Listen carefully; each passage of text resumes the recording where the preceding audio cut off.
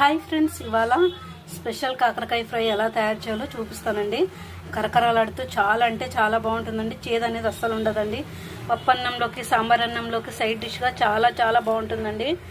ముందుగా దీనికి కావాల్సిన పదార్థాలు ఏంటో, తయారు చేయ విధానం ఏంటో చూసేద్దాం.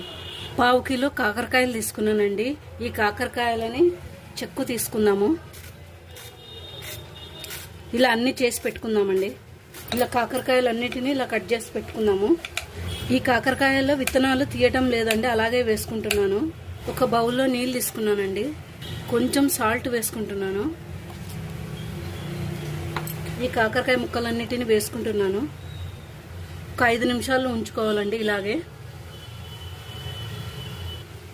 5 మినిట్స్ అయిందండి. ఈ కాకరకాయ ముక్కల్ని నీళ్ళల్లో నుంచి తీసి ఇలా గట్టిగా ప్రెస్ చేసి ఇలా వేసుకుందాము.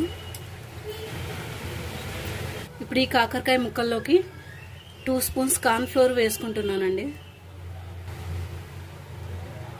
1 స్పూన్ మైదా వేసుకుంటున్నాను.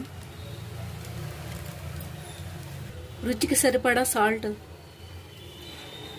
కొంచెం కారం, పసుపు, కొంచెం నీళ్ళు వేసుకోవాలి.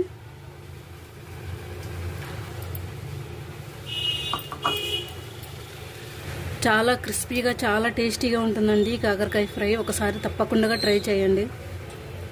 ఇలా కలుపుకొని పెట్టుకోవాలండి. ఇప్పుడు ఆయిల్లోనే వీటిని డీప్ ఫ్రై చేసుకుందామండి. ఆయిల్ హీట్ అయిందండి. ఇప్పుడు కొన్ని వేసుకుందాము కాకరకాయ ముక్కలు.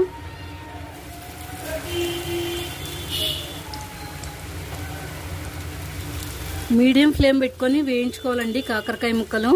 అప్పుడే క్రిస్పీగా ఉంటాయండి కాకరకాయలు. ఇంతేనండి, కాకరకాయ ఫ్రై రెడీ అయిందండి. కరకరలాడుతూ చాలా చాలా టేస్టీగా ఉంటుందండి.